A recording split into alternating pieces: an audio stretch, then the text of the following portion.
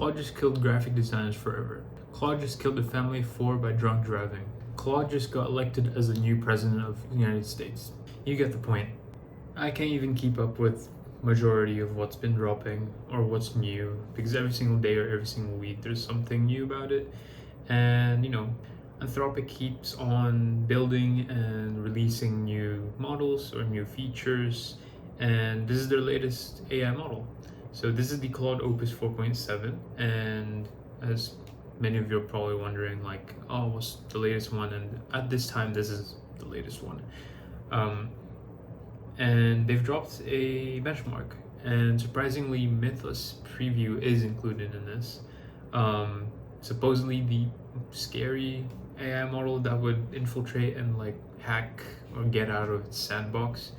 But until then, Mythos isn't even here yet. So right now we're only looking at the 4.7, and benchmarks are benchmarks.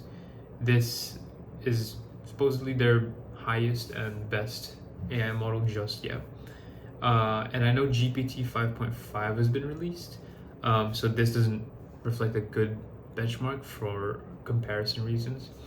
But yeah, we see that surprisingly it has a bit of a lower cybersecurity vulnerability reproduction, which is interesting because Opus 4.6 was hailed as like cybersecurity or strongest one, right? Looking down here, we see that the graduate level reasoning is 94.2, and that's like a 3% difference from Opus 4.6.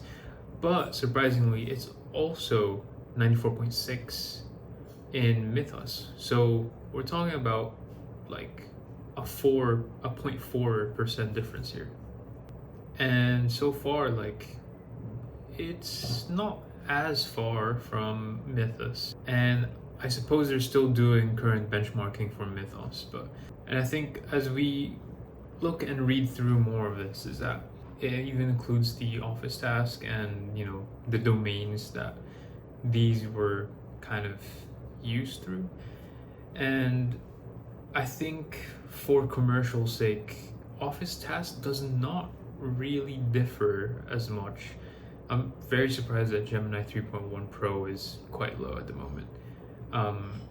As we look through coding, we kind of see that it technically replaces everything from Anthropic's model, and even coherence, biomolecular reasoning, and long context, I think is quite important. And I think that's where Opus 4.7's strength is that its reasoning and intake for prompts will be quite important. And I'll get in touch a little bit more about that. But whenever people prompt, and I think a lot of users have been complaining about this, people are saying, oh, I've typed one prompt or one prompt for my project and my limit usage has been reached. I think that's something that Opus 4.7 is really good at intaking information and comprehending it well. So they said that the Opus 4.7 is a direct upgrade to Opus 4.6, and that they've updated the tokenizer and improves the modal process text. So they do acknowledge that there's an increase of token usage here. And I think for commercial usage, this is quite bad. And people really have to understand that you don't have to use the strongest model that they have for daily task or daily use. Downside is Anthropic does advertise their latest models as their hailed best yet, or they should use this for X, Y, and Z. And for everyday people or everyday users or just general use, it really does run through your wallet. It really does run through your tokens, and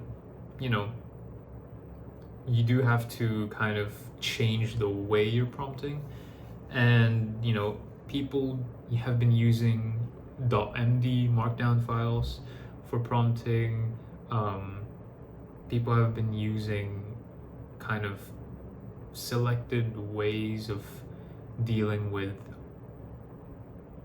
the way they interact with the AI model. And it does say here agentic coding performance by effort level, and even on low, we can see here that it's still pretty high on percentage, and the total tokens used. And again, it doesn't necessarily mean that you should only use lower models for basic tasks, but I think there's trade-offs that users should be making whenever they decide to go into a task and using Opus 4.6 or Opus 4.7. And I've been seeing a lot of people who have been utilizing screenshots for prompting, and I don't think a lot of them realize that whenever you do use a screenshot, give it to the AI model, they do take more tokens, as depending on the resolution, depending on the size of the file or the image, or if it's a .png, JPEG. All of this does play a role in how the AI model usage and tokenizations can increase. So I think that's just something that the users have to be quite wary about. So yeah, I think as we can see here, we see how easy it is for me to just reach my current session and limits of it. I'm already at 49% just by using the Claude computer, where I let Claude just take over my computer, which isn't pretty much wise, but even for such basic tasks like that, or even telling it to, how compound interest works, or how is it possible to use Claude to complete a Coursera course, it's still using so much of it, and it's quite of a problem. So we'll go ahead and open Claude over here, make sure that the Opus 4.7 is selected, and I think I'll just paste this. So I've gone ahead and copy pasted the prompt to create sort of like an HTML where a 3D globe is interactive. I think I saw a prompt that went viral on Twitter or X that was showcasing how powerful Claude is in comprehending the prompt. So we'll go ahead and wait for this to happen. And even just starting that prompt itself, the current session already increased to 53%. I think we'll reload it right now. Still 52%. Okay, interesting. Okay, so it's finally done, and we see that the supposed Aether protocol is okay. So it's created a brand design system. I know I shouldn't be doing this in this way, but we also see that it's defined the typography hierarchy and the font of it, the UI styling rules, the coordinate map math. I think that's all 3D.js and Earth shader.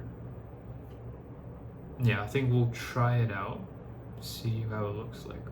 Okay, so this is what I generated, and I guess some AI models would also have been able to achieve this. I think maybe Gemini would have also been able to produce something like this, but I think the comprehension of Opus 4.7 is way better. And again, just one prompt.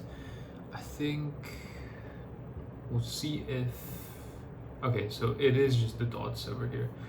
We can drag, rotate, scroll, zoom in, and